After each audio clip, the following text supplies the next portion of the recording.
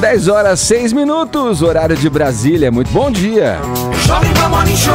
Vai começando aqui pela Pan, mais uma edição do nosso Jovem Pan Morning Show. A revista radiofônica, para você que nos acompanha, começando o seu dia de trabalho, no trânsito das grandes cidades desse Brasilzão, fora do Brasil também, a nossa audiência pega fogo a partir de agora. Tem gente que ouve o Morning até do Japão, olha que maravilha da tecnologia.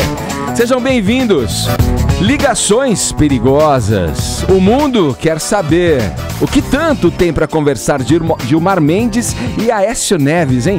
Um relatório da Polícia Federal apontou mais de 40 ligações entre os dois de março a maio deste ano. O povo quer saber. Saiba quem é o homem que pela primeira vez na história estampa sozinho a capa da revista Playboy. Polêmica em série. Não foi Santos Dumont o inventor do avião? Mesmo? Pera lá. Esses e outros acontecimentos históricos serão passados a limpo a partir de amanhã na nova produção do canal History, baseada no best-seller do jornalista Leandro Narlock e apresentada pelo youtuber Felipe Castanhari. A série Guia Politicamente Incorreto vai desmontar ou colocar em xeque, pelo menos, tudo que você aprendeu na escola. Narlock e Castanhari são nossos convidados dessa sexta-feira aqui no Morning Show. Esses são alguns destaques do programa que está abrindo as portas nessa sexta, dia 20 de outubro de 2017. Muito bom dia, meus amigos da bancada. Bom dia. Olha aqui, o WhatsApp você já sabe, né? O 11 931 17 1009 é a via para você mandar mensagens em áudio ou em vídeo pra gente. Hoje o tema aqui, ó, é livre para sua interação. Pode mandar aí perguntas, né, pro Felipe Castanhari e pro Leandro Narlock. Eu sei que os caras têm milhares e milhares de fãs na internet, Paulinha. Isso vai dar um bom resultado, uma boa agitação aqui no nosso WhatsApp. Pois é, eu não sei se vocês são inscritos no canal do Felipe Castanhari, o Nostalgia, mas 10 milhões de brasileiros são, Edgar. Eita, olha aí, ó. Muita gente que vamos segue surfar ele por nessa lá. onda aí, ó. E o Narlock também é um sucesso, né? O Guia Politicamente Incorreto da História do Brasil, o livro em que a série foi baseada, vendeu mais do que cerveja no Carnaval de Salvador, assim, Edgar. É um grande sucesso também. Mas a verdade é que a minha hashtag não tem nada a ver com isso, meu querido. Pois é, porque... Como assim? Tô muito impactada, Edgar, com essa história das ligações do Gilmar Mendes. É justo. É justo o impacto. Né? Acho que tem muita gente impactada por isso. Então é o seguinte, a tag de hoje é hashtag me liga, né? Você pode colocar aquele arroba do crush que não te liga. Você pode tentar que alguma celebridade te faça uma conference call pra conversar sobre alguma coisa, entendeu? E usar aquele meme, aquele gif maravilhoso pra gente colocar a nossa tag entre os assuntos mais comentados do Brasil nessa sexta, porque afinal, Edgar, sextou! Hashtag me liga! Quem que você queria que te ligasse? Olha, quem eu queria que me ligasse? Tem duas pessoas que eu queria que me ligassem. Rápido. Tata Werneck e Anitta queria que me ligassem agora pra marcar a data em que comparecerão aqui nesse programa. Pode me ligar que eu passo pro Arco. Rapidinho, vai, Carol. Quem que você queria que te ligasse? Pode ser o Michel Temer pra confirmar essa história aqui da portaria do Você trabalho vê jornalista escravo? é brincadeira, né, meu? Podia escolher qualquer um, escolheu o Michel Temer. Então, Só olha, pra confirmar aqui. IASO. IASO. você, Vini. Suzana Vieira. E aí, Arcon? Vai arriscar? Ellen Roche, mas não gostaria que a ligação vazasse pra imprensa.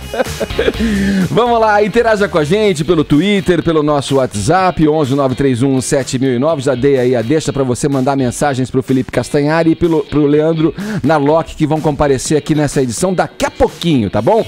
No mais, você pode acompanhar o Morning pelo aplicativo da Pan, pelo nosso portal jovempanfm.com.br e também pelo nosso canal no YouTube, youtube.com/morningshowjp, além de Facebook, Instagram e o que mais inventarem nas mídias digitais. Você vai sempre poder acompanhar. Esses são alguns destaques do Morning que tá só começando aqui pela Jovem Pan.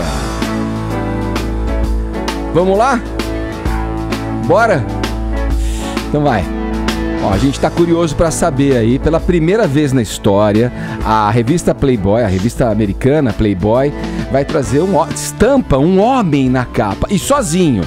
Já teve aí algumas, né, parcerias de homem com coelhinhas, homem com as mulheres, mas agora vai aparecer um sujeito sozinho, né? Paulinha, fala pra gente que não é o Donald Trump, por favor. Pois é, mas já teve Trump na capa teve da Playboy, Trump? acompanhados de uma moça em 1990. Agora, nessa capa que a gente tá falando, que é pra edição especial novembro e dezembro, quem estampa a capa é o fundador da revista e falecido Hugh Hefner. É uma edição especial, né? Traz só um perfil dele em preto e branco, uma foto tirada Linda foto, pelo hein? Larry Gordon em 65. O Hefner tinha ali 39 anos. A revista dedica suas primeiras 6 páginas a contar um pouco da história do Hugh Hefner. Tem até também um texto do filho dele, que é o Cooper, que está à frente da revista. E promete mais tarde, Edgar, lançar um especial mesmo, com mais de 100 páginas, trazendo detalhamento aí da vida do fundador da revista masculina mais famosa do mundo. Eu acho que a gente pode dizer isso, né? A Playboy é a revista masculina mais famosa do mundo e um dos títulos mais famosos, né? Entre todas as outras publicações. Então vamos esperar essa edição especial. Tá aí pra vocês que estão assistindo pela internet a capa novembro e dezembro da Playboy americana. E como eu falei pra vocês, ele não é o primeiro homem a estampar, ele é o primeiro homem sozinho, né? Muitos outros já estiveram na capa da revista, a gente falou aqui do Donald Trump, mas a gente tem muitos, o Dan Aykroyd já saiu, o Jerry Seinfeld já saiu, a gente tem também o Leslie Nielsen, já saiu na capa da revista, mas gente, o cara do Kiss, o Gene Simmons esteve na capa da Playboy, o Seth Rogen, mais recentemente o Bruno Mars, mas sempre todos esses acompanhados de mulheres, às vezes uma, às vezes muitas, tá, Edgar? Tá ali no meu blog, vocês podem assistir. Roberta Close. E o primeiro cara mesmo a sair foi o Peter Sellers, que esteve na Playboy de 1964. Então tá lá no meu blog jp.com.br/Paula Carvalho, todas as capinhas pra vocês verem. Tá certo. E esse, Hugh Hefner, é o primeiro e único homem solo na capa da Playboy. Tá certo. Vamos girar o assunto, já mudei a nossa trilha aqui. Senti uma coisa meio misteriosa, né? Sóbria. Muito famoso no Brasil, o mágico Mr. M. Tá com câncer terminal, cara. Olha que triste aí pra qualquer um, né? E o Mr. M é um cara muito popular aqui no Brasil. Vamos lá contar os detalhes desse câncer com o Mr. M, Vini? Vamos, Edgar. Mr. M, que na verdade atende pelo nome de Val Valentino, né? Hoje ele está com 61 anos. Um dos mágicos mais famosos do mundo. Aqui no Brasil ganhou destaque no Fantástico, né? Quadro ali do Dominical da Rede Globo, narrado brilhantemente na voz do Cid Moreira. Daqui a pouco a gente vai botar um trechinho aí do Cid chamando o Mr. M, mas na verdade agora ele vive esse verdadeiro drama aí, que é um câncer na próstata, né? Edgar, há 5 anos já que ele está com este câncer e não tem conseguido trabalhar, né, por causa desta doença. Então ele está pedindo ajuda e está com muitas dificuldades financeiras para arcar com este tratamento. Já gastou muito dinheiro com esse tratamento, achou que tinha se curado, mas o câncer acabou voltando. E sabe quem está ajudando ele, Edgar? Um fã brasileiro, fã e amigo do Mr. M, o Fernando Mauro, que está fazendo uma campanha, uma espécie de uma vaquinha online aí para o Mr. M. Começou ontem essa campanha, estava em torno de 400, 450 reais. Eu entrei hoje logo cedo, já tem ali R$3.025, 81 pessoas já participaram. E a meta é de R$45.000 para ajudar o Mr. M. Ele se recusa a fazer a químio também, né, Vini? Não também. É? Ele também recusou. Ele diz que os médicos falaram para ele que ele tem só mais 1 ano de vida, Edgar. E que ele pode fazer uma cirurgia que aí sim ajudaria ele nesse tratamento. E essa cirurgia é que demanda aí este valor que ele está pedindo ajuda. Ele até gravou um vídeo ontem para o programa Balanço Geral da Rede Record, né, falando sobre todas essas dificuldades. Agradeceu muito o Fernando, esse amigo brasileiro dele, pela ajuda, e disse que ama muitos brasileiros, né, até pelo sucesso que ele fez aqui no Brasil. Desculpa, né, você falou, não peguei a nacionalidade dele, qual é? Ele é americano, ele mora em Las Vegas, faz o tratamento em Los Angeles, né, e realmente ele deve estar com uma dificuldade financeira muito grande, Edgar, deve ter se enfiado em várias dívidas, esse tratamento deve ter sido puxado mesmo, porque até no ano passado eu me lembro de assistir uma reportagem dele com o Geraldo Luiz, também da Record, no Domingo Show, e o Geraldo mostrando a mansão que ele tinha lá em Las Vegas, no meio do deserto, né? Teve que ir até com o olho vendado, porque dizem que ele é um cara muito ameaçado, né? Porque ele revela todo aquele mistério de revelar os truques, né? Ele é o avô da delação premiada, né? Exatamente, foi o primeiro a fazer a delação, o inimigo número 1 dos mágicos, né? Os mágicos se revoltaram, né? Na época que o Mr. M surgiu aqui no Brasil, mas também ele forçou, né, Edgar, a que os mágicos se reinventassem, criassem novas mágicas, novos truques. Exatamente. E eu acho que foi... elevasse um pouco o nível da mágica no mundo. Pelo menos aqui no Brasil, né? Eu não sei se estou certo, mas a partir do quadro dele no Fantástico, começaram a surgir e aparecer, não só na Globo, mas em outros canais também, vários outros ilusionistas, né? Exatamente. E eles ficaram em alta, né? Foi, ele deu esse pontapé inicial. Mas vamos relembrar então um pouquinho, Edgar? Só um trechinho do Cid Moreira chamando o Mr. M no Fantástico. Nada. Ninguém pode deter Mr. M, o inimigo número 1 dos mágicos. Que voz marcante, né? Ai, já era ele dava de cara, o inimigo número 1, né? Isso, e era uma combinação perfeita, porque o Cid dava esse tom misterioso, né? Todo mundo imitava, exato, né? Todo mundo imitava. Era bem legal, realmente. Vamos torcer, né, pra essa recuperação aí do Val Valentino, o Mr. M, Edgar. Falado, Vini. Vamos lá, vamos em frente, vamos à política agora. Vamos a Brasília, conversar com os nossos olhos e ouvidos na capital federal, José Maria Trindade. Ô Zé, não, peraí, hoje merece até... Hoje é sexta-feira, né? Eu acho que merece até uma trilha especial pra falar com Trindade hoje, pô. Da hora! Em Brasília, 19 horas, né? Aqui, ó, pra abrir a nossa conversa, Trindade, tem uma espécie de quiz pra você. Eu quero saber se você tá preparado pra enfrentar. Posso ir? Vamos lá. Olha aqui, 2 figuras brasileiras muito queridas pelo povo fizeram mais de 40 ligações via WhatsApp entre março e maio desse ano. Te pergunto o seguinte, quem são essas figuras? Alternativa A, Bruna Marquezine e Neymar. Alternativa B, Pablo Vittar e Anitta. Alternativa C, Ana Maria Braga e Louro José. Alternativa D, Gilmar Mendes e Aécio Neves. Com você, Trindade. Tempo! Tempo, José Maria. Posso pedir ajuda ao Vino aí, os universitários, a bancada dos universitários. No Vino. Mas olha, é o seguinte, aqui não tem aquela história, aquela insegurança de será que vai ligar no dia seguinte, não. Insiste, marcou outro encontro. Você sabe que a gente pega aqui o costume de redigir texto político e sempre a gente escreve o seguinte, o senador Aécio Neves, aí abre parênteses, né? PSDB, MG e fecha, né? E quando eu vou escrever alguma coisa assim do Supremo, o neurônio pede isso. E aí eu, Gilmar Mendes, PSDB, e fico em dúvida do Estado. Aí, agora eu já sei que é Mato Grosso, o Antero Paes de Barros, o ex-senador que o Tonholi gosta de citar aí, que foi muito importante naquela CPI do Banestado, né? Ele disse que Gilmar Mendes será candidato ao Senado, então ele é ligado mesmo ao PSDB e ele até não esconde isso não. A resposta certa é Aécio Neves e Gilmar Mendes. 46 ligações pelo WhatsApp e eles acreditavam que pelo WhatsApp não há possibilidade de grampear. É interessante que quando os fora da lei tentam encontrar um desvio, a polícia vai atrás e fecha o desvio.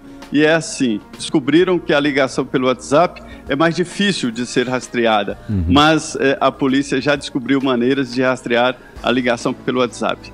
Principalmente quantas ligações, né? São muitas ligações, né? Vai amar, né?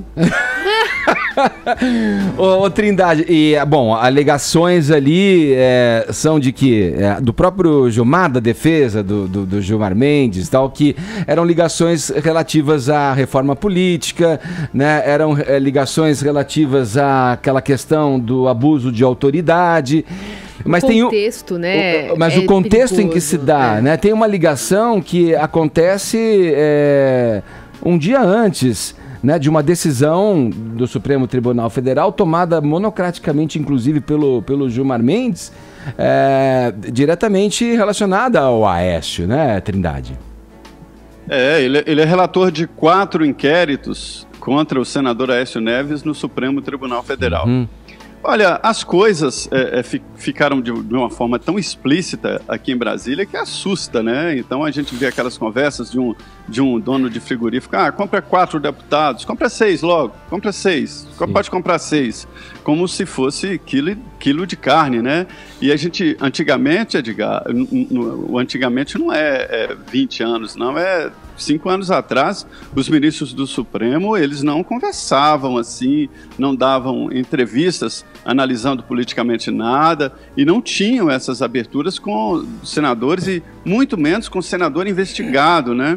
Então a coisa mudou muito e ficou muito explícito.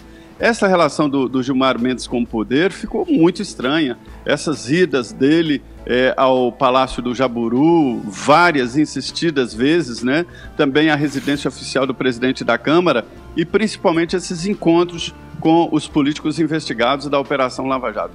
É estranho e é aquele tipo de ligação inexplicável. É o tal e famoso batom na cueca. Valeu, Trindade. Obrigado. Um abraço para você. Pois não, muito bom dia a todos. Vamos lá, Carol, ainda sobre o Gilmar Mendes, vamos seguir ainda no assunto. Nessa quinta-feira, o ministro disse, para espanto geral da nação, aliás, que não é vítima de trabalho escravo. Opa, que bacana, né? Que bom ainda isso, bem, né? Agora estou mais tranquila até, né, com essa afirmação dele, né? Ele que se meteu numa polêmica danada, né? Que ele poderia ter ficado fora. Mas ele gosta, né? Ele gosta de estar ali no mainstream e essa polêmica era a da vez. Ontem, na verdade, era a dos últimos dias. A gente trouxe ontem aqui essa informação dessas mudanças na portaria do Ministério do Trabalho em relação ao trabalho escravo, né? Tirando jornada exaustiva e condição degradante dessa portaria, colocando, portanto, apenas o direito de ir e vir como uma condição para você dar o carimbo ali de condições análogas à escravidão e também tirando o poder dos auditores do trabalho, fazendo com que qualquer fiscalização tenha que ter a obrigação de ter um policial para fazer o flagrante. Aí o ministro Gilmar Mendes então disse que o conceito de trabalho escravo precisa mesmo ser revisado. Disse inclusive que esse tema é bastante polêmico e preferiu usar a si mesmo como um exemplo de quem trabalha demais, mas não é escravizado. A gente tem um trechinho dessa fala dele. O importante aqui é tratar do tema num perfil técnico, não ideologizado, né? Há muita discussão em torno disso. Nós mesmos já tivemos no Supremo Tribunal Federal debates a propósito disso, em que se diz que alguém se submete a um trabalho estressante, exaustivo. Nós aqui, eu, por exemplo, acho que me submeto a um trabalho exaustivo, mas com prazer. Eu não acho que faço trabalho escravo. Com prazer, né? R$37.476,93 é o valor, inclusive, do salário do ministro Gilmar Mendes. Exaustivo. Exaustivo, e esse é o teto, fora os penduricalhos que a gente vira e mexe fala no noticiário. Fora isso também, as críticas continuam chegando. Ontem, própria OIT, Organização Internacional do Trabalho, também mencionou a dificuldade que o Brasil pode ter lá fora com a questão econômica, já que a imagem fica muito queimada, o filme completamente queimado por conta disso. E agora, de manhã, o Poder 360, né, do Fernando Rodrigues aqui, acaba de divulgar uma conversa que teve, uma entrevista exclusiva com o presidente Michel Temer, dizendo que há uma possibilidade de uma nova portaria ser baixada. O presidente que teve reuniões com a Procuradora-Geral da República, Raquel Dodge, e vai aceitar algumas sugestões dela em relação a isso, contrariando algumas ponderações do próprio ministro do Trabalho, Ronaldo Nogueira, e, portanto, pode amenizar alguns trechos dessa portaria. Isso vai ser falado melhor ao longo do dia aí, mas parece que, então, alguns trechos, as críticas fizeram algum tipo de efeito. O chiado chegou ao ouvido do presidente. Esse é um capítulo à parte que a gente pode, também aqui colocar na nossa conversa, mas eu quero perguntar para você, Tony, qual que é o grau de infelicidade dessa declaração aí do ministro Gilmar Mendes frente a um assunto tão caro para o brasileiro e para qualquer povo, né, na nação, mas para a gente em especial? Vamos pegar o assunto inteiro. Como a Carol acabou de dizer, a Organização Internacional do Trabalho condenou veementemente essa portaria do governo Temer. Vamos pegar agora o que o Gilmar Mendes falou. Já que o Gilmar Mendes fala muito bem alemão e estudou em Berlim, eu quero pegar uma frase famosa chamada "Há juízes em Berlim". Então essa história é engraçada.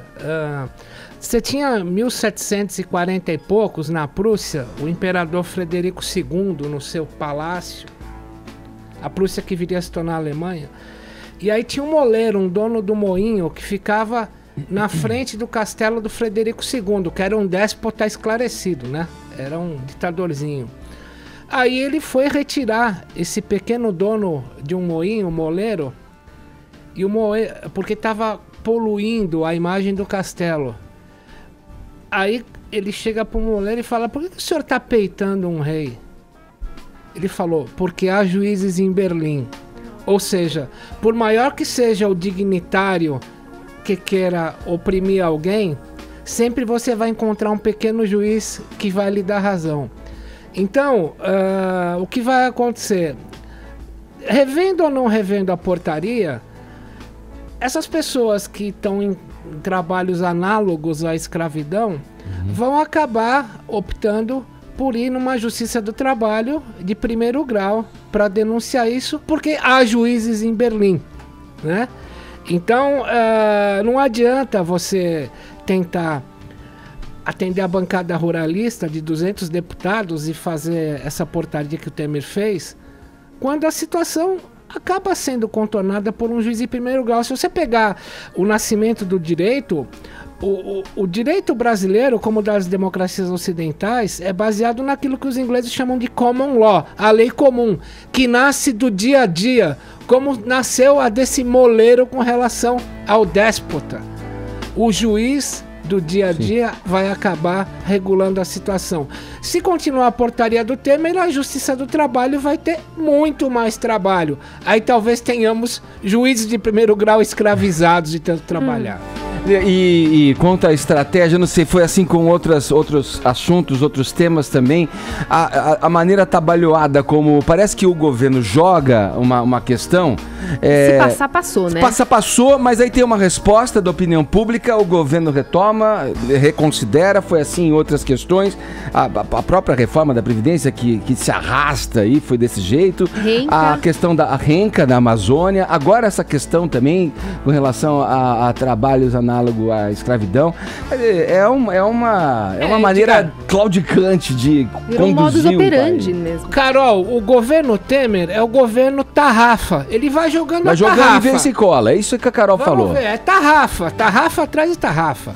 Vamos lá, vamos seguir fechando esse bloco aqui do Morning Show. Olha aqui, o diretor Quentin Tarantino admitiu que sabia dos abusos sexuais do produtor Harvey Weinstein. É isso, Paulinha? Ele veio com essa declaração. Pois é. Foi ontem essa declaração dele, né? A gente estava esperando, Vi no Twitter, foi isso? É, o The New York Times que deu a entrevista com o Tarantino, em que ele admite que sabia o suficiente para ter feito mais do que fez.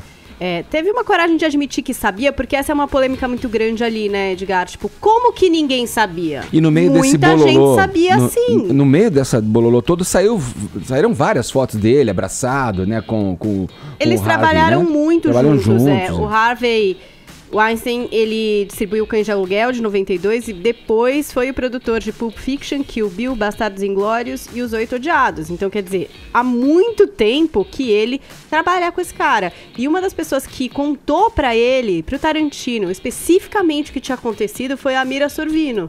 Né? Ela contou especificamente pro Tarantino, que é ex-namorado dela, inclusive, que esse cara, que o Harvey Weinstein, tinha feito massagem nela de uma forma, enfim, que ela não queria, que ele... Forçou a barra. Inclusive, apareceu na casa dela uma vez no meio da noite. E aí o Tarantino fala que, na época, ele pensou, nossa, mas sério? Não, mas... Vai ver que ele tava obcecado por você, sei lá, foi um caso isolado. Imaginou assim, sei lá, o cara tava apaixonado, tava pirando na Mira Sorvino, foi isso. Só que aí depois ele fala que, por exemplo, ele também sabia de um acordo financeiro que aconteceu entre a Rosie McGowan, que fez já filme com ele, com o Harvey, $100 mil pra ficar quieta sobre um incidente que aconteceu em Sundance em 97, quando ela tinha 23 anos. Incidente esse que é um estupro, entendeu, Edgar? Então, assim, ele sabia de muitas histórias, poderia ter falado, não falou nada, resolveu, enfim, diminuir aquilo na época e continuar a prosseguir trabalhando com esse cara. E agora se vê arrependido, mas eu acho que pelo menos teve a coragem de admitir, que é o que muitos não têm feito, né? Tem dito que não sabia, que imagina, que não sei o quê. Quando a gente percebe que acho que na verdade era uma coisa sabida, e eu acho que não é só esse produtor, muitos outros, acobertado, né? E considerado como comum, prática comum. Eu acho que é parte do business, né? Parte do business. É o bom e velho teste do sofá, né? Exatamente. O cara passa lá com o poder que tem, né? Submetendo iniciantes, atores iniciantes, às vezes nem tão iniciantes assim, a situações constrangedoras, as situações de assédio, estupro, como você colocou, e como é o caso desse sujeito, que agora vai se tratar numa clínica, né? Porque ele é viciado em sexo. Então o cara vai cuidar agora que veio a público. Por que não cuidou antes? O que saiu de única pessoa, a única pessoa que foi lá e meio que tirou satisfação com o Harvey Weinstein, parece que foi o Brad Pitt. Porque quando ele assediou a Gwyneth Paltrow, ela era a namorada do Brad Pitt. E ele contou. E parece que o Brad Pitt chegou a tirar satisfação, assim. E parece que foi o único a confrontar... A confrontar mesmo ali o que estava acontecendo. Então tá aí, acho que continuaremos aí com várias denúncias. A polícia de Los Angeles está investigando mais uma denúncia de um caso de 2013. Vamos ver o que vai acontecer, né, Edgar? Se o fato dele ter ido para uma clínica... vai fazer essas coisas desaparecerem? Acho que não, né? Fala, Tonholi. Sabe que ele falava pras minas? Posso convidá-la para jantá-la? Meu Deus. Eu não sei, eu vou pedir a hora certa pra quem... O intervalo vai cair dá bem. pena, vai, chama aí a hora. Brincadeira, hein, Tonholi? 10h33, horário de Brasília. O ministro Edson Fachin, do Supremo Tribunal Federal, defendeu ontem que homens gays possam doar sangue. Só pra variar, né, Carol? Um assunto que gerou polêmica também. Né? Até porque se a gente partir de um princípio que é o seguinte, que qualquer pessoa que tem alguma atividade sexual desprotegida tá sujeito a ter algum tipo de contaminação, Gays né? ou não. Gays ou não, né? E ficando ou não menos de 12 meses sem praticar essa relação. Então, enfim, ontem começou no Supremo uma votação de derrubada de normas da Anvisa e do Ministério da Saúde que restringem a doação de sangue por homossexuais, porque hoje existem normas que, enfim, impedem que homens que tiveram relação sexual com outros homens de fazer a doação. Então, você chega lá, eles fazem um tipo de histórico, e se você se declarar homossexual e se você fez sexo até 1 ano, né, você já está recusado. Então, isso entrou na justiça, uma ação do Partido Socialista Brasileiro, que diz que na prática as normas barram permanentemente gays com uma mínima atividade sexual. E ontem começou esse julgamento. Primeiro voto, Edson Fachin, relator do processo, foi categórico. Diz que orientação sexual não contamina ninguém. Preconceito, sim. Diz que normas geram uma discriminação injustificada, ofendem o princípio da dignidade da pessoa humana e da igualdade perante outros doadores. Inclusive, recomendou que as normas mudem para considerar somente condutas de risco e não grupos de risco. E essa, eu acho que é a chave da questão. Conduta de risco e grupo de risco. Você pode considerar que pessoas têm uma forma de viver que sejam mais suscetíveis a você ser contaminado.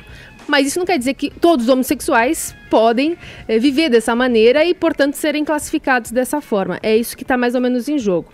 A gente conversou com o infectologista Jean Gorenstein, que é do Instituto Emílio Ribas, que é uma referência no Brasil em relação a HIV, a AIDS, enfim, todas as doenças infectocontagiosas. E ele, em suma, diz que, enfim, até como médico, essa regra é obsoleta e tem, sim, um caráter discriminatório. Uma das coisas que é extremamente importante a gente considerar que essa portaria instituída pelo Ministério da Saúde para a proibição temporária de homens que fazem sexo com homens de doarem sangue veio de 1993. Naquela oportunidade, a população de gays era praticamente de 25% sendo portadores de HIV, bastante diferente do cenário atual, que nós temos hoje dados mundiais da UNAIDS, que revela que nós temos quase 10% da população de homens que fazem sexo com homens contaminados. Mas não é só isso. Hoje nós avançamos nas técnicas de diagnóstico muito mais precoce. E quando eu digo hoje, a partir de 1994, nós já tínhamos à disposição uma técnica que já detectava o vírus de forma imediata, que é através da reação de cadeia de polimerase, o PCR, que eu detectava diretamente o vírus. Portanto, ter uma medida como essa nos dias de hoje se consagra nada mais nada menos que uma medida extremamente preconceituosa e, mais do que isso, arcaica, porque nós temos a evolução das técnicas que hoje garantem uma proteção e segurança naqueles indivíduos que fazem a doação de sangue. Então, portanto, hoje, se você for fazer uma doação, por mais que você tenha HIV, se você tem anemia, se você fez tatuagem, se você fez tatuagem, e seu sangue for considerado impróprio para fazer um uso, ele é descartado, ponto. Então você não precisa fazer esse impedimento, assim como, enfim, votou o Edson Fachin, o ministro, nessa porta de entrada, por isso que ele considera isso preconceituoso. Por outro lado, o Ministério da Saúde diz que isso é uma norma internacional e que a gente está falando de saúde pública e que há dados que comprovam que é melhor ser mais seguro do que pecar pelo excesso. Enfim, existe essa discussão. O Supremo vai retomar essa pauta na semana que vem e agora a gente vai ter que ver o que vai acontecer, porque agora também os outros ministros vão colocar outros pontos de vista. E aí a gente vai colocando aqui também em pauta. Tonholi, a gente ouviu aí, o ministro, o relator, aí, o Edson Fachin falando, o especialista falando. Qual que é a tua opinião sobre esse assunto? Bom, é uma postura absolutamente preconceituosa. Vamos começar com aquilo que a Paula citou aqui rapidamente. Eu sou tatuado bagarai e eu já tentei doar sangue e não pude doar por causa das tatuagens. Eu lembro do enfermeiro ter me falado assim, não sei se eu te olho ou se eu te leio, né? A questão é, vamos pegar aqui os números dos novos casos de AIDS. Dos novos casos de AIDS, o número recente, 68% foram contraídos por homens heterossexuais. Isso se chama, só para não me alongar muito, em filosofia, chama falácia genética. O que é falácia genética? É você criticar alguém a partir da origem. Portanto, é gay igual a AIDS. Isso chama falácia genética. Ainda bem que o Fachin acabou com essa porcaria aí. Até porque os exames estão aí, né? Exatamente para isso, né? A tecnologia tá aí para ajudar a gente também. É isso aí. Vamos lá, vamos seguindo aqui no Morning Show. Enquanto parte do mundo quer acabar com as polêmicas, tem gente que, olha, dá um duro danado para jogar mais lenha nessa fogueira aí. Isso nem sempre é ruim, não, viu? Quando o assunto é história, por exemplo, as discussões acaloradas e as controvérsias podem ser positivas sim, afinal, é assim que se explora o mundo do conhecimento. Os nossos convidados de hoje estão à frente de um projeto muito bacana que vai provavelmente causar desconforto e tirar aí os espectadores do piloto automático. Estreia amanhã às 9h45 da noite no canal History a série Guia Politicamente Incorreto, baseado no best-seller do jornalista Leandro Narlock. e apresentada pelo youtuber Felipe Castanhari. Nalok Castanhari, sejam bem-vindos ao Morning Show, eles estão aqui com a gente, como anunciado no começo do programa. Sejam bem-vindos, muito bom tê-los aqui. Obrigado, gente, um prazer estar nesse programa. Eu sempre assisto no carro, às vezes quando estou dirigindo, claro, né? Estacionado. Prazer estar aqui. E o cara já começa politicamente incorreto, né? Seja bem-vindo, Felipe, você também, cara. Fala, prazer, galera, legal estar aqui. Também sou bastante fã do programa. Eu gosto muito de rádio, eu escuto rádio em vários momentos do meu dia. É uma coisa que eu gosto bastante, então é sempre legal estar fazendo parte de algum programa que eu escuto. Obrigado pelo prestígio aí. Bom, eu pergunto, a primeira coisa é o seguinte, eu tô certo no que eu disse aí, a série vai, ao debater acontecimentos históricos controversos aí, vai causar esse desconforto intelectual, digamos assim, no telespectador? Acho que sim, já tá, na verdade, nem bem começou e o pessoal já tá ali no Facebook, nas famosas redes sociais, já tá descendo a lenha na gente. Mas é isso, né? Hoje, o ambiente hoje tá essa fogueira toda, né? Essas faíscas, qualquer coisa, as pessoas explodem e essa série é mais gasolina para isso, né? É claro que ela é um pouco diferente do livro. No livro eu faço afirmações baseadas em historiadores. Na série a gente mostra também pessoas que me acham um idiota, entendeu? Que são contra minhas opiniões, até talvez por uma preocupação institucional do canal, de parecer neutro.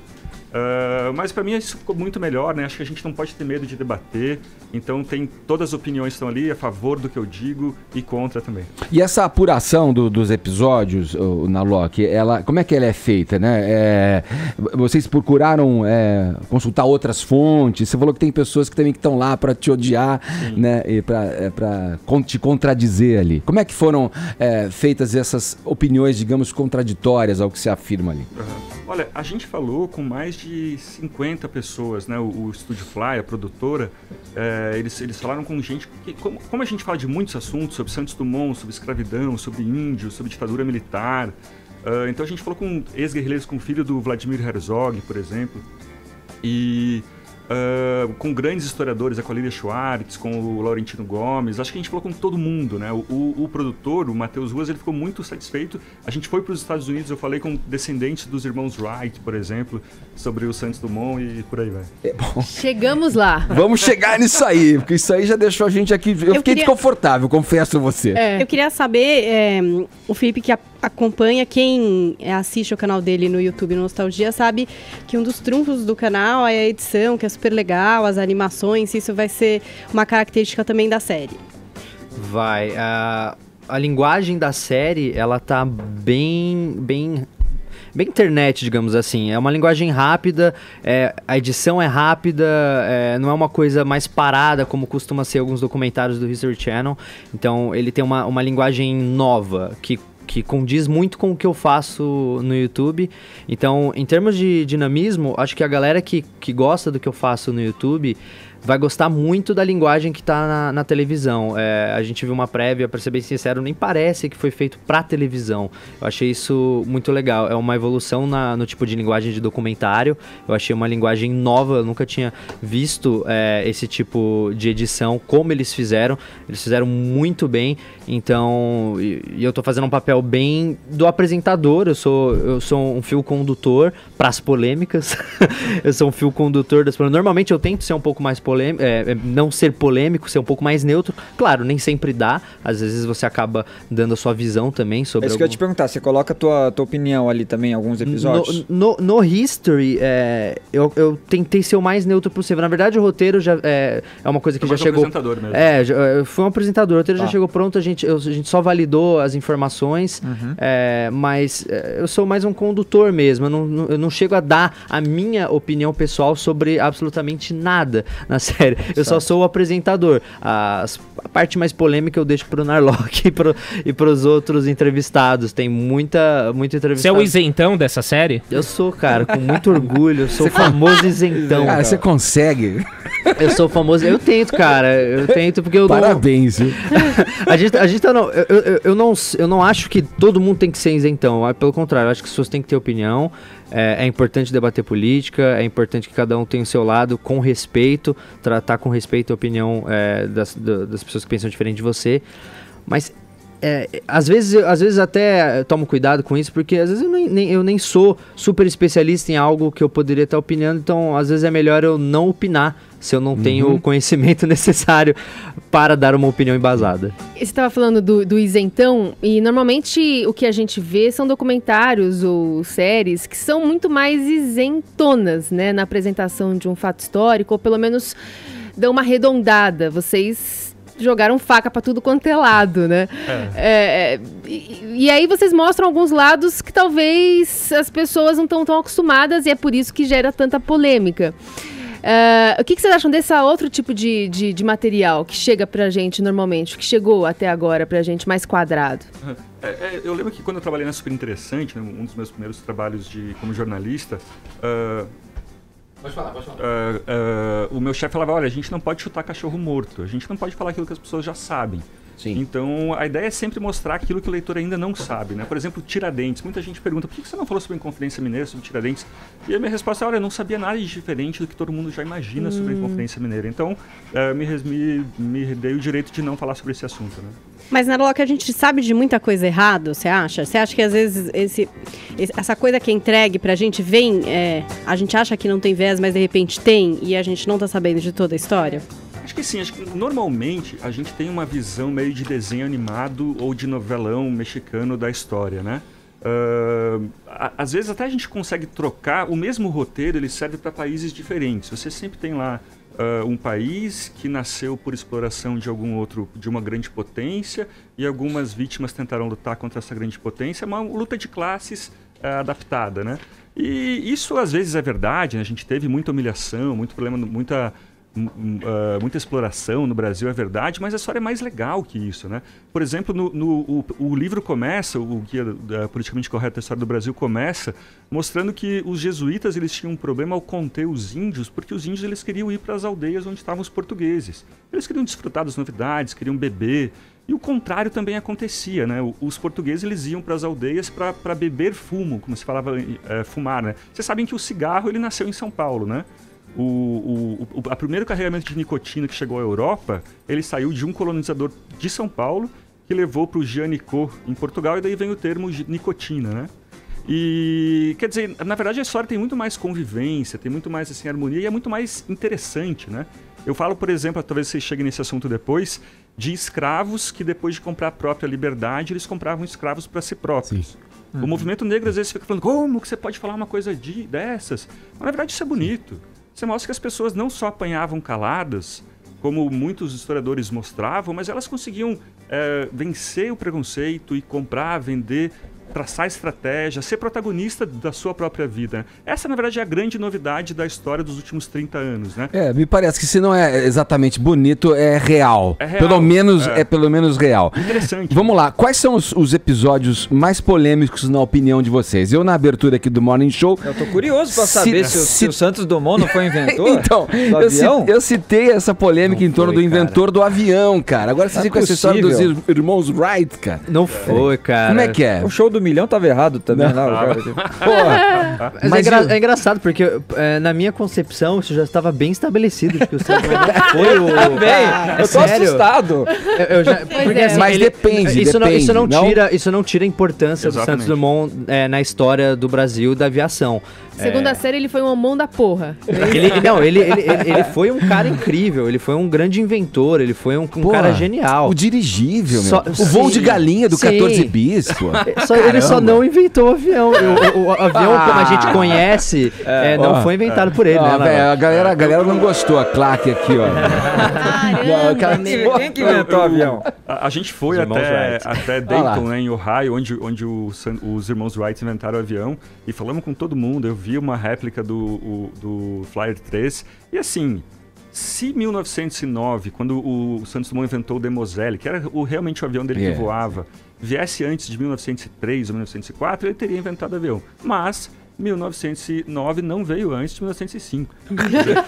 Simples assim. Matemática. Em 1905 teve um voo dos irmãos Wright que durou 40 minutos e só acabou porque acabou o combustível. Fazer a curva. Um ano depois, o voo do Santos Dumont voou 220 metros, né? 6 metros de altura. Mas ele foi, sim, um grande inventor, um grande brasileiro. A gente tem Eu que vou se orgulhar. discordar. Tem que rever algumas A galera tá... teoria da Mas, conspiração. ô Narlock, esse é o que mais gerou polêmica ou teve outros que Olha, repercutiram mais? Isso as pessoas costumam me odiar por causa disso. Cara. Vamos lá. Esses dias eu recebi 6 mil... Alguém falou, como que você pode falar isso? A pessoa teve 6 mil likes num comentário no Facebook. Foi. Mas eu entendo, a gente tá sentindo falta dos heróis brasileiros, então... talvez. Eu entendo a revolta, eu entendo. Mas acho que é meio coisa assim de país caipira, a gente ficar se agarrando de forma assim mitológica aos heróis, né? Dá sim pra gente respeitar. O Santos Dumont foi um grande cara, claro que foi, mas não inventou avião. Vamos lá, conta aí mais casos, polêmicos que... A gente ainda não teve a oportunidade de assistir todos os episódios completos, mas claramente acredito que um dos mais polêmicos vão ser o da escravidão e o da ditadura militar. Porque a ditadura é sempre um assunto muito polêmico, né? Ditadura e regime militar... Assim, no contexto ainda. O contexto, exatamente, ainda mais nesse momento. Eu acho que a série não poderia ter saído num momento tão bom. Apropriado. Tão apropriado para o debate. Eu acho que como você falou, realmente a série é uma gasolina ali, e vai tacar fogo, e vai pegar fogo para todo lado. Mas é o que o Narlock falou, tem os dois lados da moeda, né? A gente, o History se preocupou bastante em não exibir só um ponto de vista. Então, a galera pode ficar tranquila. Então, enquanto tiver o Narlock falando que existiu, por exemplo, a Dita Branda, vai ter a galera contra... A galera pode ficar tranquila. Fala, Tonholi. Tem uma pergunta que talvez vocês já tenham desmistificado ou não. Mas a questão é a seguinte, eu encontrei o Paulo Francis uma vez na vida, no elevador do Estadão. Aí levei um papo com ele e ele contou da origem do doce brigadeiro. Segundo ele, o brigadeiro Eduardo Gomes na revolta da Praia Vermelha, quando era tenente ainda, tomou um tiro na Benelux, vulgo Países Baixos, e perdeu uma das bolas. Quando ele foi candidato em 45 pela UDN... O pessoal chamava, o lema dele era brigadeiro é bonito e é solteiro.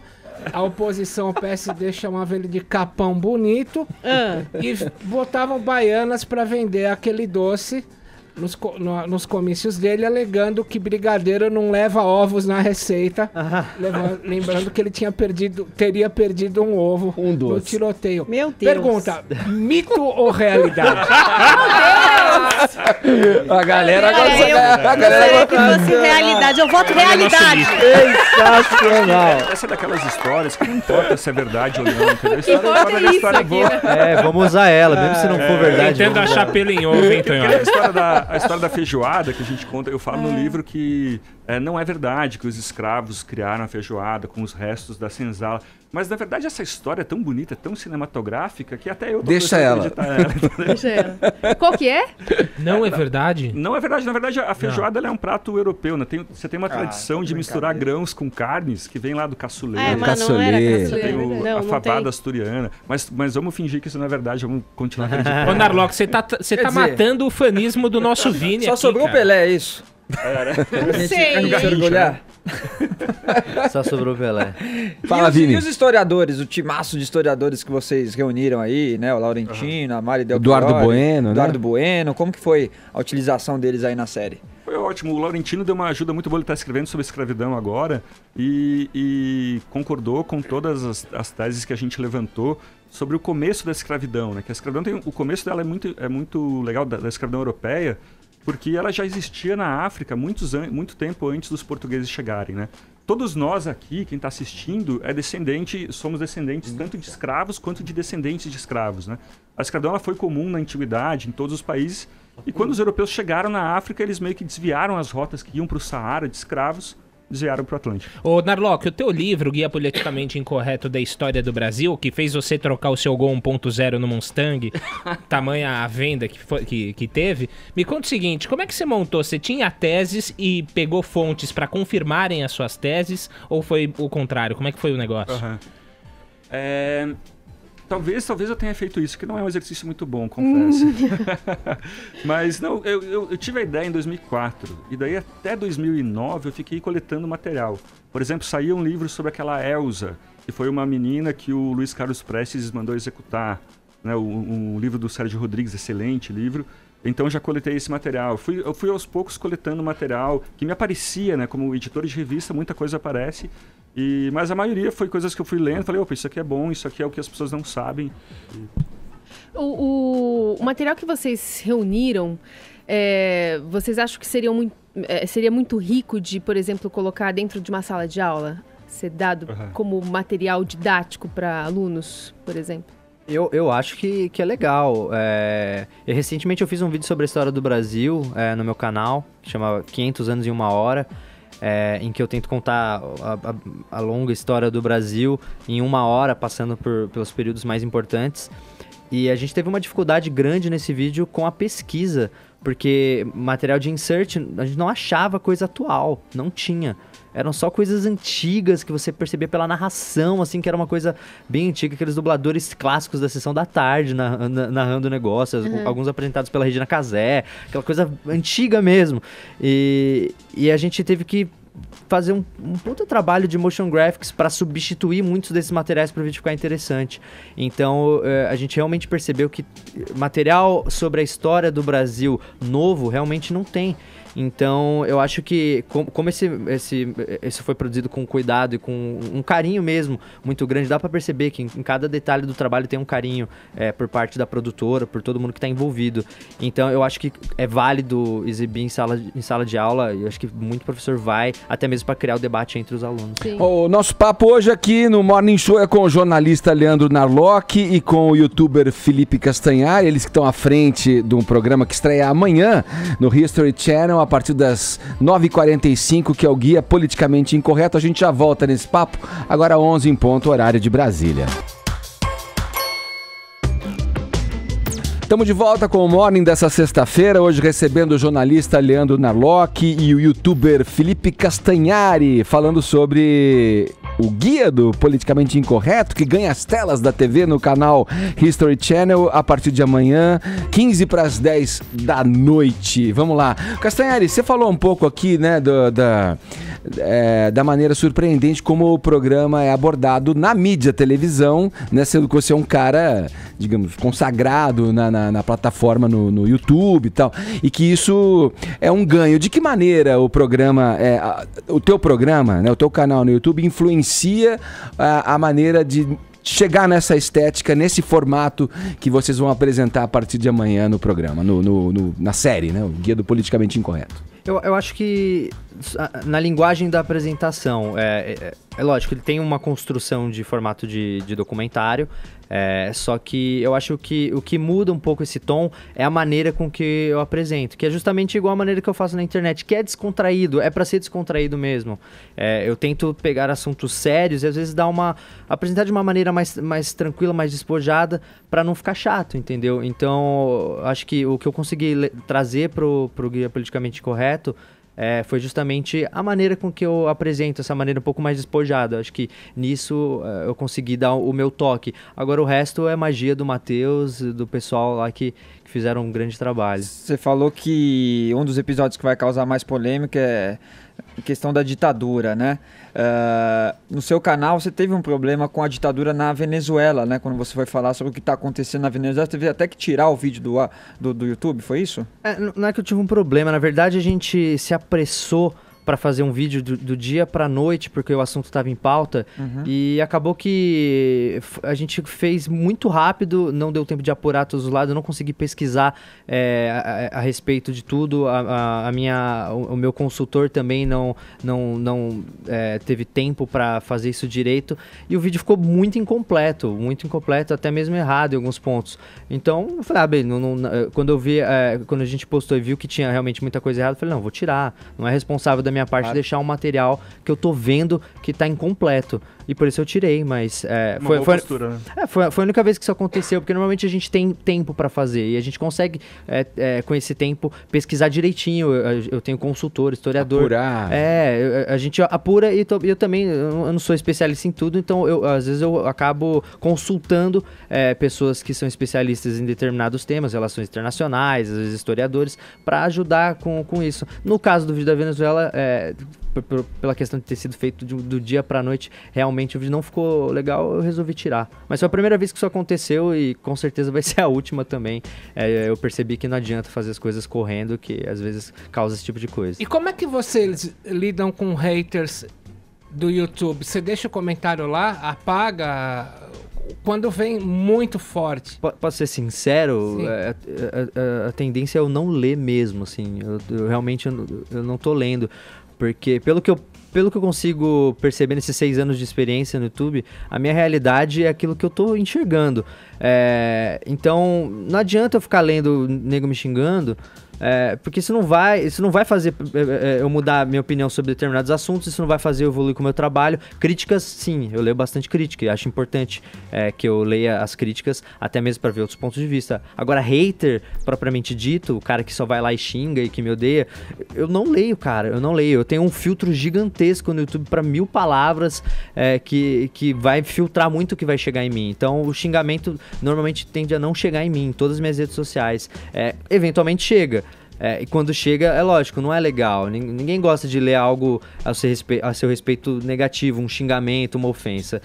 Mas eu tento ficar o mais afastado disso, porque não acrescenta absolutamente nada. Ô Castanhari, os historiadores puristas torcem o nariz até para grandes jornalistas que, entre aspas, se aventuram a falar sobre história, né? Caso do próprio Narlock, Eduardo Bueno, Laurentino Gomes. Entre os seus haters estão historiadores? Eu nunca vi algum historiador muito conhecido, muito gabaritado, falar muito mal de mim. Felipe Neto. Oi? Só o Felipe Neto. É um historiador maravilhoso. Mas eu não sei se o Felipe Neto tem gabarito, né, pra falar de história. Mas aí o cara pode rebater, nem você. Realmente, eu não sou historiador, mas eu contrato um historiador pra me ajudar com isso. Sabe o que eu queria saber? A gente tá usando uma hashtag hoje, que é hashtag Me Liga. Né? E aí tem muita gente pedindo para ligar para falar verdades e tal. Eu queria saber do Narlock, quem que ele gostaria que ligasse para ele para esclarecer algum ponto que ainda é nebuloso. Boa, assim. Como assim? Do passado. Alguma coisa que você fala, putz, isso aqui da história. Não achei queria resposta. falar com esse cara pra saber melhor o que aconteceu, sabe? Porque tá meio nebuloso ainda. Ai, que pergunta assim, né? É baseado que o Aécio liga pro Gilmar pra saber umas coisas, né? Pra dar uns passos, né? É baseado nisso. O Pedro Álvares Cabral, né? Podia me ligar, podia me dar uma ligada e falar como é que tá a viagem, ia ser bom. Ô Narlock, vamos lá, a gente até abordou essa questão no programa hoje, no início do Morning Show. Você que é um especialista em, digamos, desmistificar aí coisas e por extensão polêmicas também, você escreveu um artigo sobre a portaria que a gente trouxe o assunto hoje no Morning Show do Temer a respeito do trabalho escravo aí, né? Há algo a ser desmistificado, na tua opinião, sobre essa portaria? Acho que sim, acho que na verdade uma grande fake news que a gente tem no Brasil hoje são boa parte dessas notícias de trabalho análogo à escravidão. Eu escrevi o Guia Politicamente Incorreto da Economia Brasileira também, fiquei uns 6 meses apurando essa história, e o que acontece é o seguinte, no mundo todo, o mundo todo segue a definição da OIT, a Convenção 29 da OIT, que fala, olha, para você ter trabalho escravo, você precisa ter uma restrição de liberdade, ou uma ameaça. Tem que ter um trabalho não voluntário. Por exemplo, uma retenção de documento, ou então se a pessoa trabalha num lugar muito deslocado, que ela precisa de um transporte do patrão para sair de lá, isso é escravidão. No Brasil, o Código Penal ele fala também em condições degradantes. O problema é que ninguém sabe exatamente... Jornada excessiva. E jornada exaustiva. O problema é que ninguém sabe exatamente o que é isso. Então você tem casos dos mais alucinados em relação a isso, né? Você tem, por exemplo, tem casos em Minas Gerais tinha um auditor fiscal do trabalho, que ele tinha uns casos muito malucos. Até os relatórios deles pareciam assim, trechos de Marx e tal. E que ele pega gente que ganhava R$5.000 por mês, só que não tinha carteira assinada, e fala, não tem carteira assinada, é escravo. Tinha um cara que eles ganhavam férias, 13º, mas como no alojamento o beliche estava muito perto um do outro, é escravidão. Isso, claro, que é um trabalho ruim. É claro que a gente não pode concordar com esse trabalho degradante, a gente tem que torcer para que isso melhore. Mas não é muito longe de escravidão. O que eu acho que existe muito um sensacionalismo. As pessoas usam o termo escravidão, trabalho para ganhar fundo, para ganhar financiamento. Sobre a portaria, o que tem a criticar é que ela surgiu num momento ruim, né? Tá muito claro que ela foi aí uma moeda de troca com os ruralistas e tal. Eu acho que é uma exigência legítima dos ruralistas que se faça essa diferenciação. Pode acontecer, por exemplo, se você reformar uma casa na praia, os pedreiros forem morar lá, e eles falaram, a gente vai pegar aquele quartinho dos fundos para alojar enquanto a gente faz a reforma, você pode ser considerado escravista por causa disso. É um absurdo que a gente vê hoje nesses casos. Mas, então, quer dizer, você precisa dar alguma segurança para as pessoas poderem trabalhar, né? Se uma loja de roupa, uma grife, vier produzir no Brasil, de repente ela vai ter toda a imagem internacional dela manchada por uma acusação falsa. Tem, assim, os mesmos ativistas admitem que não chega a 10 os casos de denúncias que acabaram em condenações criminais, né? Então, quer dizer, você mancha a imagem de várias empresas e 5 anos depois as empresas são inocentadas. Mas é um assunto que inevitavelmente gera essa questão, é um assunto delicado. Foram vários os peruanos, bolivianos, coreanos, enfim, que foram pegos aqui em São Paulo, em situações, em verdadeiros amontoados. Quando você pega e dificulta, flexibiliza essa aferição, por exemplo, que agora você tem que ter junto ao auditor, né, do trabalho, um policial junto. Quando você flexibiliza essas coisas, frente à realidade que a gente sabe, quer dizer, o poder do dinheiro sobre as pessoas, quer dizer, é bem... meio sempre 880, né? É muito complicado, eu acho. Qualquer coisa que vá no sentido de você... eu acho que a justiça tem que ser feita para os dois lados, mas quando você tende a decidir pelo poder baseado na questão financeira, pelo poder financeiro, quer dizer, você enfraquece o outro lado, o lado mais frágil, né? Não sei. Eu entrevistei bolivianos aqui, eu lembro que um deles falou, olha, parem de dizer que a gente é escravo. O boliviano quer vir para cá, o cara não quer desfrutar, não quer trabalhar 8 horas, ele quer trabalhar 12 horas, ele mora na própria fábrica porque ele quer economizar aluguel, quer juntar um dinheiro por 6 meses e voltar para Bolívia. Eu conheci o pessoal da BVTEX. Mas será que não tem que alguém, desculpa te interromper, dizer para esse cara, falar, amigo, olha, tudo bem, você está querendo se submeter a uma situação que é degradante, nem você sabe, você está querendo a qualquer custo realizar um sonho mínimo, né? Em função de alguém que está aí, possivelmente aproveitando de você, dessa tua situação, para te manter aqui, né? Mas aí que você tá meio impondo valores da elite, ou nossos valores, para essas pessoas, entendeu? O que eu questiono é a questão, prevalece o poder do dinheiro sobre quem precisa dele e se submete a coisas que nem sabe que são submetidas, né, muitas vezes. É complicado, mas só para terminar, as fabricantes nacionais, aí as grandes marcas de shopping, elas fizeram um acordo e todas as terceirizadas delas têm carteira assinada, tá tudo certo. Daí eu perguntei para o presidente da BVTEX, só o que acontece com os bolivianos?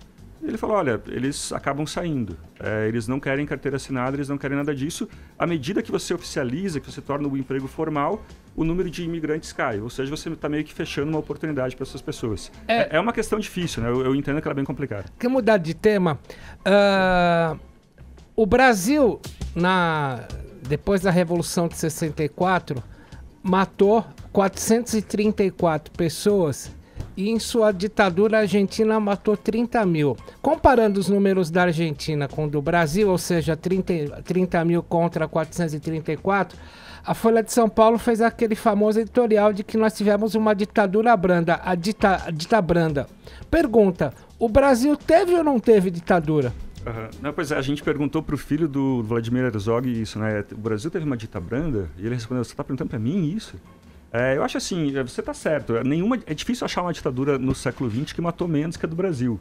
Mas basta uma morte por motivo político para se configurar uma ditadura. Então, quer dizer, teve 480 mortes, foi muito menos que a Argentina, mas mesmo assim é um absurdo. É claro que a gente teve uma ditadura, né? Porque a questão do assassino, que assassina arrancando o olho e o outro que faz um corte na jugular. Quer dizer, os dois são assassinos, né? Ed, tem uma pergunta bem legal aqui, que é do Gomes no Twitter. pergunta pro Narlock o seguinte: quando é que sai o guia do politicamente incorreto sobre as religiões? Olha que assunto a ser explorado. Você não pensou nisso ainda? Não. Eu já fiz muitos guias, eu virei um Romero Brito da não ficção. Agora, mas a editora tá pensando com outro autor. Olha, legal. Eu quero agradecer aqui a presença no Morning Show do jornalista Leandro Narlock e do youtuber Felipe Castanhari, que estreiam amanhã a série no History Channel a partir das 9h45 da noite, o Guia do Politicamente Incorreto. Guia Politicamente Incorreto, na verdade, né? Não tem o artigo aí, né? Obrigado pela presença de vocês. Sorte, um abraço. Obrigado. Agora 11h19, horário de Brasília.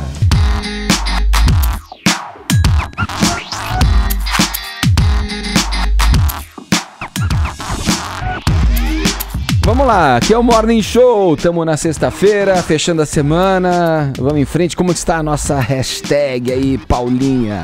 Pois é, o pessoal tá Me aqui liga. pedindo pra ligar, pra não ligar. Estivemos entre os assuntos mais comentados do Brasil durante esse programa. Olha então, aí! teremos prêmio pra vocês e eu queria ler, inclusive, o pedido de Isabel, que eu acho que é muito válido. Hashtag Me Liga. Gostaria que meu marido me ligasse pra me convidar para aquele jantar de sexta-feira que nunca sai. Me liga, marido! Ajudem Isabel, acho que ela merece essa ligação. Vamos finalizar o programa aqui, Vini, falando sobre a cantora Anitta. Sim. Ela que rebateu aí os críticos da nova formação da sua equipe de bailarinos. Quer dizer, estão metendo até criticando tudo. Estão metendo o bedelho na seleção dos bailarinos que acompanham a Anitta. Fala sério, Esses dias eu Vini. vi um cara criticando o Papa também no Twitter, mas é brincadeira, né, de cara? Ontem a gente falou aqui da Ana Hickman, né? Postou uma foto do filho de 3 anos. Mas não entendi do Papa. O Papa é passível de críticas. Mas era uma mensagem de oração, transmitindo paz, esperança. Aí você vai criticar uma mensagem como essa? Ah, tá bom. Mas enfim, até me perdi aqui agora, né? Aí a Anitta... assim, que quer guerra, quer... Não, gente, peraí, né? Aí a Anitta, assim como a apresentadora Ana Hickman, que ontem... foi criticada, né, porque postou uma foto do filho de 3 anos, e aí xingaram o filho dela. Agora a Anitta foi atacada porque está formando aí um balé diverso que inclui um dançarino com síndrome de Down, uma cadeirante e uma para-atleta. Que absurdo, hein? Ela tá formando esse grupo aí para se apresentar no prêmio Multishow. Aliás, muito legal. Só uma parte, Vini. Claro. O Ian Pereira, que esteve com a gente aqui... Eu ia falar sobre isso. Falando da peça Colegas no Teatro, ele é um exímio dançarino. Sim. Dança muito. Assim. E como a Anitta disse na resposta... Primeiro, o comentário desse seguidor foi de que a Anitta queria chamar a atenção por ter colocado... né, essas pessoas no balé dela. A gente tá vendo aqui, quem nos acompanha pelo YouTube, vendo cenas desse ensaio, né, da Anitta. É um ensaio que vai acontecer para o prêmio Multishow, que acontece no dia 24 de outubro. Ainda não se sabe se serão novas apresentações com este grupo, mas o fato é que ela chamou essa galera aí bem legal para fazer parte desta apresentação. E aí o seguidor falou que a Anitta estava querendo chamar a atenção. Aí na resposta ela argumentou que depois as pessoas ainda perguntam por que o Brasil não anda bem. Aí ela falou que sim, que está realmente doida para chamar a atenção mesmo, mas para um assunto muito importante que o povo não dá atenção. Ela disse que pessoas assim têm sim as suas limitações, mas que não é impossível de se trabalhar com elas, né? E que elas apenas quer passar uma mensagem legal para permitir que as pessoas invisíveis trabalhem com uma coisa que gostem e que ler uma coisa assim, né, Edgar? Sim. Um cara quer chamar a atenção, é de chorar, né? Palmas para a Anitta, pela atitude da Anitta. Muito bem. E ela não deixa barato mesmo não. O cara manda lá, ela responde, não tá nem aí. Certo, Parabéns pela atitude, né? Parabéns pela atitude. Na reta final desse programa, eu passo a palavra para esta garota que está à minha frente, Paulinha Carvalho, para fazer a sua homenagem. Eu vou fazer meu ensejo agora, esse grande momento, mandar um beijo pro senhor Antônio Augusto Amaral de Carvalho, o nosso seu Tuta. Tuta! Aplausos para ele. Ganhou a mais alta honraria na Assembleia Legislativa aqui de São Paulo, o colar de honra ao mérito Tiradentes. ficou parecendo um príncipe William, por todo o seu trabalho, aqui na Rádio Jovem Pan, também na Rádio Record. Foi uma cerimônia muito emocionante, com a presença, inclusive, de vários jornalistas aqui da rádio, entre eles o Joseval, que fez um fechamento do Jornal da Manhã bastante emocionante, narrando episódios importantes aqui da história da Jovem Pan e da história do seu Tuta, que, como o Joseval falou, estava todos os dias aqui, ao lado de todos os jornalistas, e que, com muito orgulho, eu posso falar que é o meu avô, é quem me deu oportunidade nesta rádio. O pessoal do chat pode se rasgar agora, nesse momento, porque esse cara é o cara. Tá chorando. Arquivo confidencial aí, galera. Parabéns, meu amor, meu avô. Você é realmente um cara incrível e a gente que trabalhou com você realmente teve muita e muita sorte. Boa, olha aqui, ó. A nossa claque aplaude, seu Tuta. Valeu. Valeu, Paulinha. Bacana te ouvir falando isso. A gente vai fechando o Morning Show dessa sexta-feira, desejando o quê? Um bom final de semana e agraciando quem que leva o prêmio. Quem leva o prêmio do Twitter ganhador foi Bruno Ribeiro, que queria falar com o Tite aqui. Pra falar sobre a seleção, sei lá. Agora eu tô concentrado pros amistosos. Acabei de fazer a convocação, não teve surpresa nenhuma. Eu sei que tu também não tá interessado em saber. Não teve nenhuma surpresa? Nenhuma surpresa. Opa, peraí. Tem que manter o time. O ritmo. Tá bom o time, hein, Titi? Gostou, Tonholi? Demais. Nossa, que animação! Bom, assim... Tu parece até que tu levou um tiro da Benelux. Gostou, né, Titi? Países Baixos. E a mensagem final aqui, ó. A mensagem final pra fechar bem essa sexta-feira aqui tá com a gente o Faustão. É isso aí, galera. E quanto mais diversidade, melhor. Até porque num país que tem corrupção e que não investe na educação, é preciso de gente que dá oportunidade pras pessoas de bem. É isso aí, galera. Até a próxima semana. Valeu, a gente volta na segunda-feira a partir das 10 da manhã aqui na Jovem Pan. Obrigado pelo prestígio, pela audiência. Tchau, bom final de semana.